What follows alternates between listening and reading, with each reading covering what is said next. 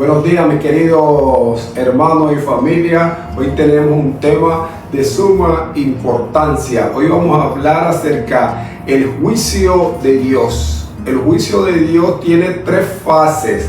Primera fase se llama juicio investigador. Segunda fase, juicio comprobativo. Y la última fase, el juicio ejecutivo. De ahí va a depender si somos salvos o la persona se va a perder. Y hoy vamos a hablar el juicio investigador, que es la primera fase.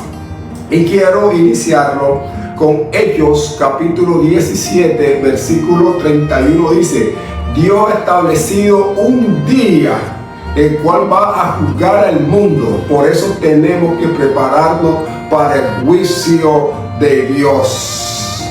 ¿Quiénes van a enfrentar ese juicio? ¿Cuántas personas tendrán que pasar por el juicio de Dios? Vamos a preguntarle a la Biblia, que se encuentra en 2 de Corintios, capítulo 5, versículo 10.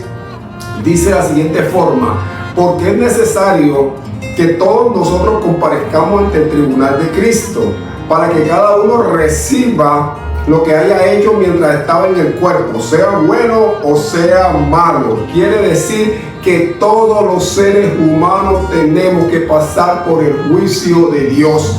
A todos nosotros Dios va a revisar nuestra vida, nuestro historial. ¿Qué le vas a responder a Dios cuando Dios te diga qué hiciste con tu vida que yo te di aquí en la tierra? ¿Qué hiciste con la familia que te regalé? ¿Qué hiciste con las bendiciones que te di? ¿Qué hiciste con los talentos que te di?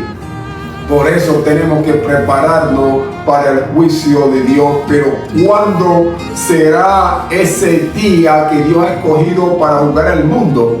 Apocalipsis, el capítulo 22, versículo 12, dice que cuando Cristo venga, trae el galardón. Eso quiere decir que la primera fase del juicio se da antes que Cristo venga.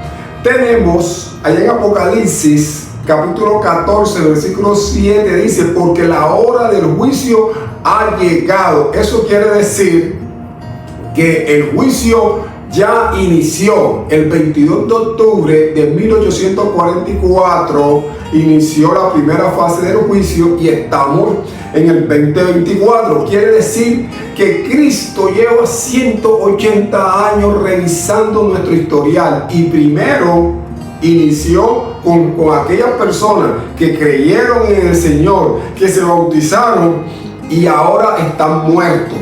Inició con ellos. Apenas termine con las personas muertas que creyeron alguna vez, iniciará con los vivos. Por eso necesitamos nosotros prepararnos para el juicio que tenemos que enfrentar.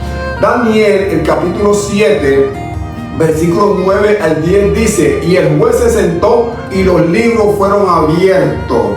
¿Qué libro? Está el libro de la vida eterna, el libro de las memorias, y está el libro de la muerte eterna. Se está revisando el historial, tu historial que está plasmado en los libros que se encuentran en el cielo.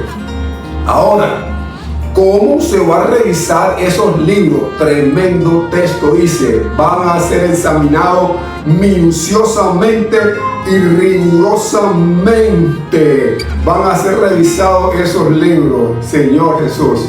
¿Qué van a examinar de Juan Carlos Herrera cuando Jesús diga: Padre, vamos a revisar el caso de mi hijo Juan Carlos Herrera? ¿Qué van a revisar de mi vida? Primero, van a revisar mis palabras. Allá en Mateo capítulo 12, versículo 36 al 37 dice: por tus palabras serás justificado y por tus palabras serás condenado. Van a revisar nuestras palabras. Tenemos que tener mucho cuidado con lo que decimos. ¿Qué más van a revisar? Nuestras acciones. Eclesiastés, el capítulo 12, versículo 13 al 14 dice: porque Dios traerá toda obra a juicio. ¡Wow!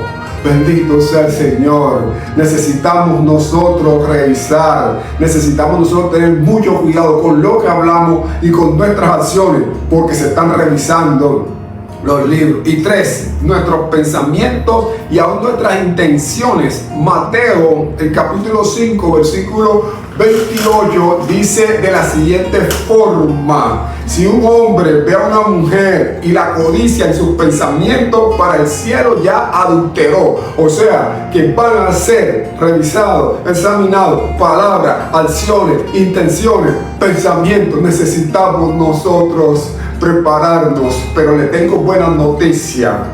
La forma en la cual usted puede pasar el juicio victoriosamente, la forma como Juan Carlos Herrera puede pasar victoriosamente el juicio. Primero, necesitamos un abogado celestial.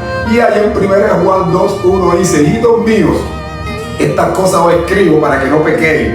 Pero si alguien peca, abogado tenemos para con el Padre, a Jesucristo el justo.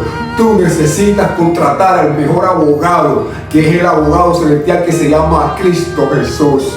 2, hay que temer a Dios. Como dice, temer a Dios. ¿Qué es temer a Dios? Es guardar sus mandamientos, poner tu vida en armonía con la ley de Dios para que tú puedas pasar el juicio de Dios. Necesitas primero un abogado que se llama Jesús.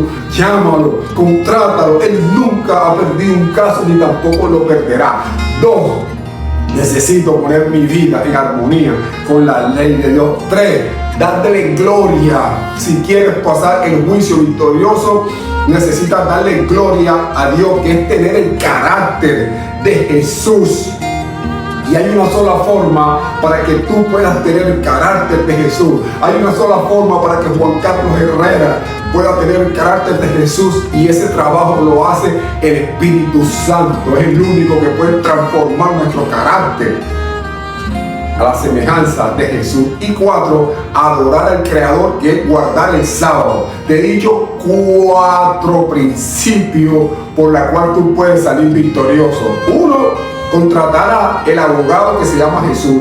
2, necesitamos guardar los mandamientos de Dios. 3, tener el carácter de Jesús. Y 4, guardar el sábado, que es adorar al Creador. El llamado que Dios te hace hoy es: el Padre nos ama tanto, tiene ese corazón tan grande, que entregó a su Hijo para que pagara nuestras deudas, para que muriera por ti y por mí.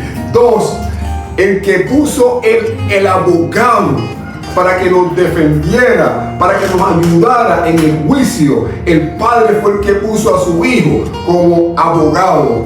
El Padre fue el que entregó al Espíritu Santo para que Él hiciera esa labor de transformar nuestro carácter a la semejanza del de Jesús.